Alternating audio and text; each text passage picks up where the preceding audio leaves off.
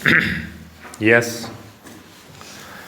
इस अनौपचारिक रोजगार बाजार में कर्मचारी 15 वर्ष से अधिक आयु के भी हो सकते हैं। विराम।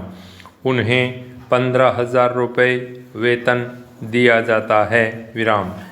उनसे कहा जाता है कि तुम काम करो या न करो, तुम्हें 15,000 रुपये मिलेंगे। विराम। इस आंकड़े को 2 या अधिक बार दोहराने का कारण यह है कि इससे युवा मन में यह विश्वास पैदा हो जाता है कि यह पैसा उनका है। इसके अलावा उन्हें बताया जाता है कि यदि वे काम के लिए कहीं जाते हैं तो उन्हें यात्रा भत्ता दिया जाएगा और कंपनी बिना किसी पूछताछ के उनके भोजन और आवास का खर्च वहन करेगी। कंपनी में कोई भी उनके प्रदर्शन के बारे में नहीं पूछेगा। विराम। उन्हें छोटे छोटे काम दिए जाते रहेंगे और यदि वे अपने काम पूरे कर लेते हैं तो उन्हें स्थायी कर दिया जाएगा। विराम। अन्यथा उन्हें हटा दिया जाएगा। अलबत्ता यह अब तक कभी नहीं हुआ। विराम। झारखंड का रहने वाला मनोज मंडल इसी तरह काम करता है।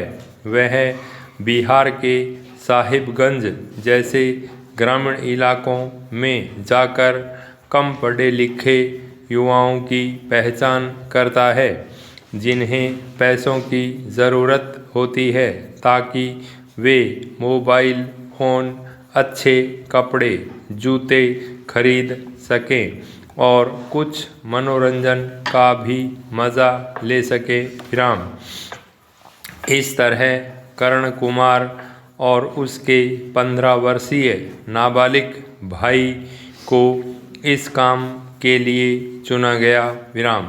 अच्छे कपड़ों के अलावा उन्हें कुछ हिंदी बोलने की ट्रेनिंग भी दी गई। विराम। कर्मचारी रोमांचित थे जबकि मालिक मनोज जानता था कि कर्मचारियों को इतना तैयार तो होना ही चाहिए कि यात्रा के दौरान सहयात्रियों को किसी तरह का शक न हो। विराम।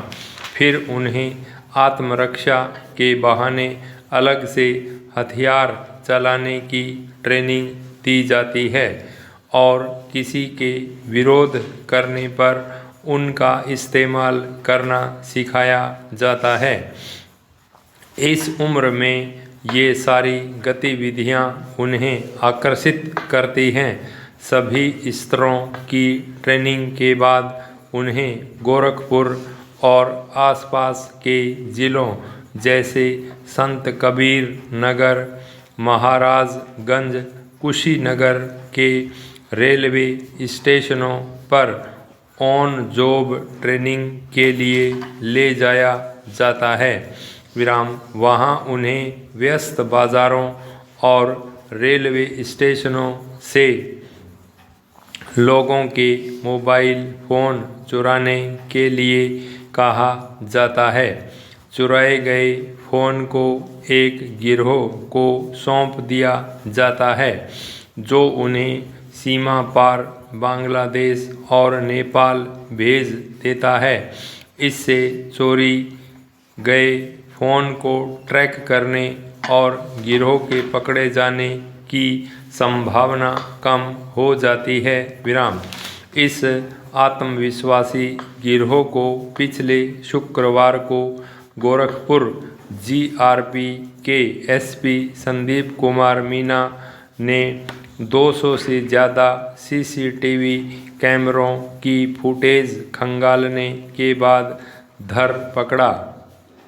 जीआरपी ने उनसे 10 लाख रुपए के 40 फ़ोन, एक तमंचा और एक चाकू बरामद किया। अगर कोई युवाओं के इतनी छोटी उम्र में अपराध करने की वजह देखें तो वो पाएगा कि मुखिया हर बात को पूरे भरोसे के साथ बता रहा था। उसने शुरुआती महीनों में बिना किसी सवाल जवाब के उन्हें पूरा वेतन दिया और नई जीवन शैली अपनाने का लालच दिया, और जब वे इसके आदी हो गए तो वे वही करने लगे जो मनोज ने उन्हें करने को कहा। अब औपचारिक रोजगार बाजार को देखें जिसमें हम आप हैं। हमारे वेतन को CTC कहा जाता है और उसमें भी एक अलग वेतन है जो कहता है कि यदि आप 5% प्रदर्शन करते हैं तो आपको पूरा वेतन मिलेगा। यदि आप 4% प्रदर्शन करते हैं तो आनुपातिक रूप से इसे कम किया जाएगा, लेकिन न्यूनतम 2% वेरिएबल वेतन की गारंटी है।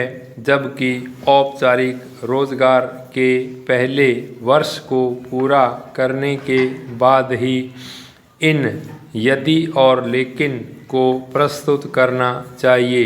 युवा मन को अपने कामकाजी जीवन को संघर्ष के साथ शुरू नहीं करना चाहिए और औपचारिक रोजगार से मिलने वाले सामाजिक सम्मान की आदत डालनी चाहिए। फंडा यह है कि 2024 कैसा रहा इस पर चिंता न करें। अभी यह सुनिश्चित करने का समय है कि 2025 में हम जो कुछ करेंगे उसमें 100% आत्मविश्वास हो और 1% भी यदि और लेकिन न हो, यानी संघर्ष न हो।